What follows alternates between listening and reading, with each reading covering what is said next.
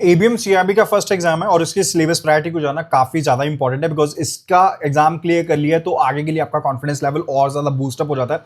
So make sure करना कि इस वीडियो को एंड तक जरूर गो थ्रू करना, ताकि आपको मैं सिलेबस प्रायोरिटी बता पाऊं। आपको इस सिलेबस प्रायोरिटी के हिसाब से वीडियोस को गो थ्रू करना है। हमारे कोर्स में से क्रैश कोर्स सीआरबी का अवेलेबल है, जिसमें 5 पेपर्स अवेलेबल होने वाले हैं, चारों इलेक्टिव, सॉरी 4 के 4 कंपल्सरी पेपर्स और 5 इलेक्टिव पेपर्स आपको मिलने वाले हैं इस कोर्स में। आपको full course videos, chapter wise previous questions, mock test, mega test, PDF notes और केस स्टडी वीडियो, सब कुछ चीजें आपको मिलने वाली हैं। सो मेक श्योर कर लो कि इस वीडियो को एंड तक जरूर गो थ्रू करना और वीडियो को शेयर जरूर करना और लाइक जरूर करना अगर वीडियो पसंद आती है तो एबीएम में भी हमारे पास 4 ही मॉड्यूल हैं, A B C and D. A module जो है वो सबसे ज्यादा इंपॉर्टेंट है, क्योंकि इसमें न्यूमेरिकल भी भर भर के हैं और इसका कंसेप्चुअल पार्ट भी भर भर के है। इंपॉर्टेंट चैप्टर्स पहले चैप्टर से स्टार्ट हो जाते हैं, कोई भी ऐसा सिंगल चैप्टर नहीं है जिसको आप छोड़ पाओ मॉड्यूल ए में से। ध्यान रखना, मॉड्यूल ए में sampling method, correlation, regression, time series, estimation, linear programming, simulation, theory of probability, statistics, importance, limitation, फिर क्यूटोसिस वाला हो गया, स्क्यूनेस हो गया, कोरिलेशन रिग्रेशन हो गया। ठीक है, these are very much important. कोई सिंगल चैप्टर ऐसा नहीं है जिसको आप छोड़ पाओ। हर एक चैप्टर स्कोरिंग है, हर एक चैप्टर कंसेप्चुअल है, हर एक चैप्टर में से न्यूमेरिकल पोर्शन आपको मिल सकता है और इसके साथ रिलेटेड जो कंप्लीट पीडीएफ है वो भी आपको मिल जाएंगी। कोई सिंगल चैप्टर नहीं छोड़ना। मॉड्यूल ए सबसे ज्यादा इंपॉर्टेंट है। न्यूमेरिकल, केस स्टडी, थ्योरेटिकल सब भर भर के आने वाला है इस पर्टिकुलर मॉड्यूल में से। और आप ये मान सकते हो कि 27 नंबर से लेकर के 43 नंबर तक आपको इसी पर्टिकुलर मॉड्यूल से मिल सकता है डाटा देखने को एग्जाम के टाइम पर।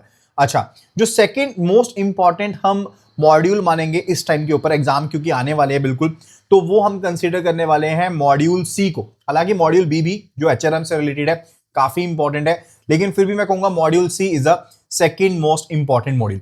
अब इस केस में आपको इंपॉर्टेंट चैप्टर बता देता हूं। सबसे पहले है resolution of the stressed assets. ठीक है, इंसॉल्वेंसी एंड बैंक्रप्सी कोड के अंदर जो कैसे करते हैं आईबीसी के अंदर, उसके बारे में है।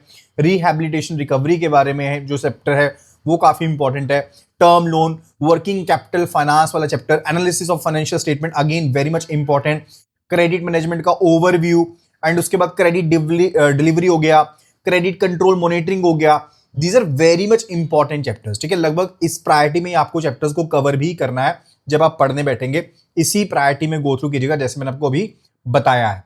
उसके बाद जो सेकंड इंपॉर्टेंट मॉड्यूल है वो बन जाता है हमारा थर्ड इंपॉर्टेंट मॉड्यूल बन जाता है मॉड्यूल बी, जो कि एचआरएम के साथ रिलेटेड है और इसमें 16 वीडियोस है लगभग।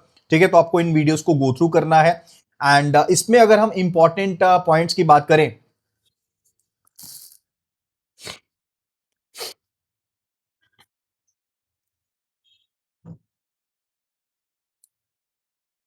तो development of human resources and performance management हो गया, फिर ह्यूमन इंप्लीकेशन ऑफ ऑर्गेनाइजेशन हो गया, employ feedback and reward system and fundamentals of HRM. ये सबसे ज्यादा इंपॉर्टेंट चैप्टर्स हैं इस पर्टिकुलर मॉड्यूल में से। थ्योरेटिकल रहने वाला है पूरा का पूरा मॉड्यूल और इसमें केस स्टडीज भी आती हैं।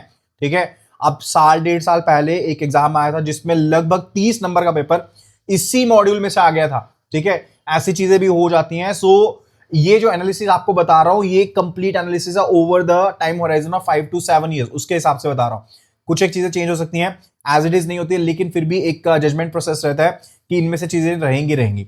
अब मॉड्यूल डी के इंपॉर्टेंट जो चैप्टर्स हैं वो भी नोट कर लो। ये कंप्लायंस के साथ रिलेटेड है। Compliance and audit is very important, compliance governance structure is important, GRC framework, compliance culture is important, fraud and vigilance is important. Right, इनको गो थ्रू कर लो, काफी ये सफिशिएंट है। और अगर आप सिर्फ और सिर्फ ये 3 मॉड्यूल जो मैंने आपको पहले बताए हैं ए, सी एंड बी को भी कवर कर लेते हो तो भी एग्जाम क्लियर हो जाएगा। आपको गो थ्रू करना है हमारी वीडियोस में से।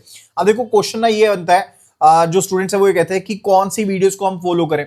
देखो आपको चैप्टर वाइज कंसेप्चुअल वीडियोस को सबसे पहले गो थ्रू करना है। क्वेश्चन वीडियोस को फॉलो मत करो, केस स्टडी वीडियोस को पहले गो थ्रू मत करो, सिर्फ कंसेप्चुअल जो वीडियोस हैं उनको गो थ्रू कर लो पहले।